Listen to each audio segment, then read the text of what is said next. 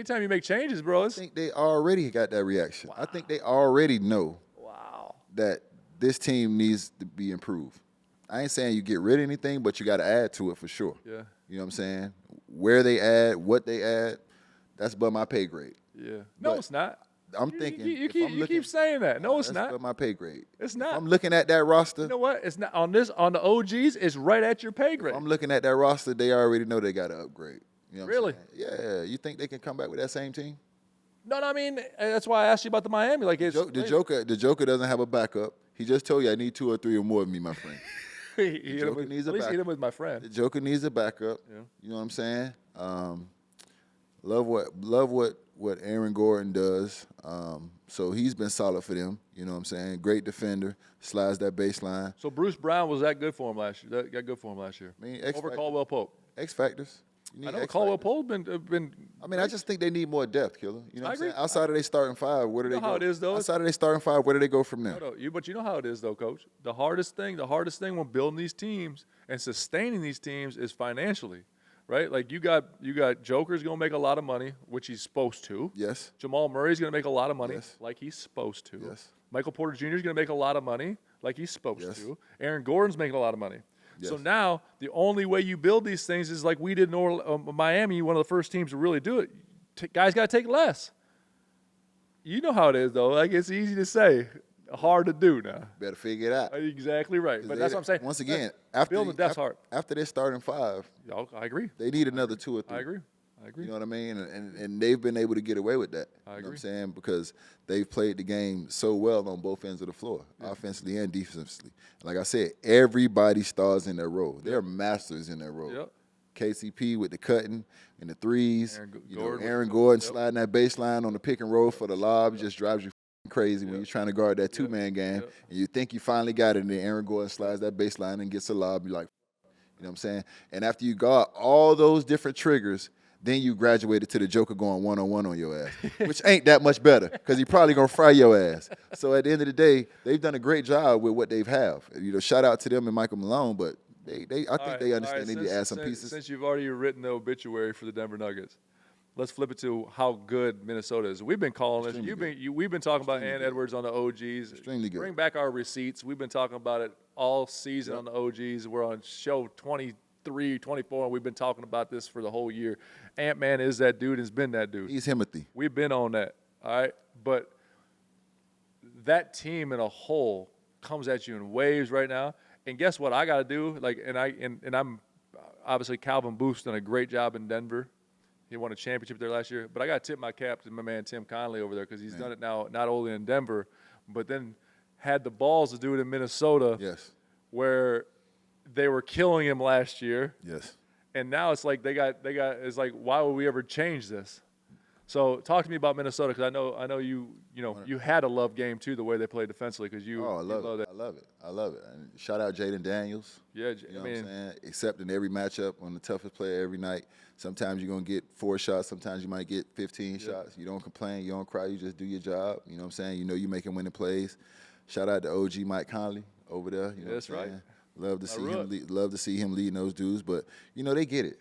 They get it. You know what I'm saying? They get it on both ends of the basketball court. You know what I'm saying? The way they play defense, they accept the matchup one-on-one. 5 guys on the string, rotation, pulling triggers, making the ball go where they want to go. If you want to funnel it down to Rudy and he's protecting the rim, then they can. If they want to go small, they can switch 1 through 5 if they want to and take you out of triggers. So based on what you just said, that you got OKC beating Dallas then? Yes, I do. Why? I'm not saying you're wrong. I'm lean. I mean, another team obviously Dallas has been defending well in the first round. They defended well against the Clippers, which everybody was surprised. I wasn't really surprised because since they made the move, once again, I'm always talking about switchable matchups. NBA is 1,000 triggers, pick and rolls. If you can take teams out of those triggers, then you eliminate 50% of the offense. So they brought in Gafford. They brought in,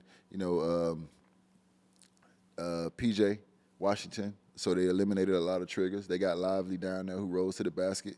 So they eliminated a lot of triggers with those guys. So I love what they're able to do as far as taking teams, out of their offense.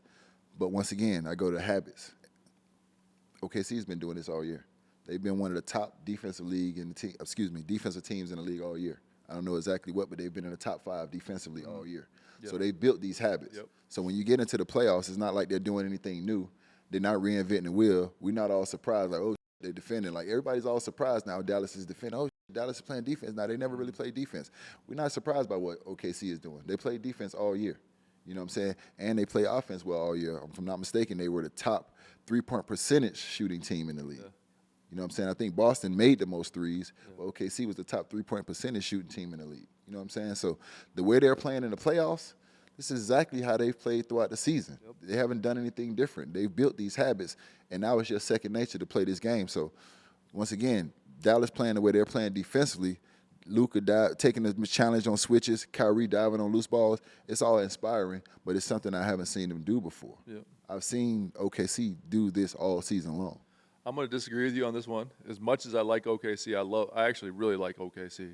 I think they're fantastic. Everything that you said really. And the coach is a former Gator. Exactly right. Everything that you said, spot on, in my opinion. I'm just going to go and lean on the fact, and I'm not saying OKC doesn't have them. They just haven't it proven yet on this level, is Dallas has two dudes that can win you 4 games.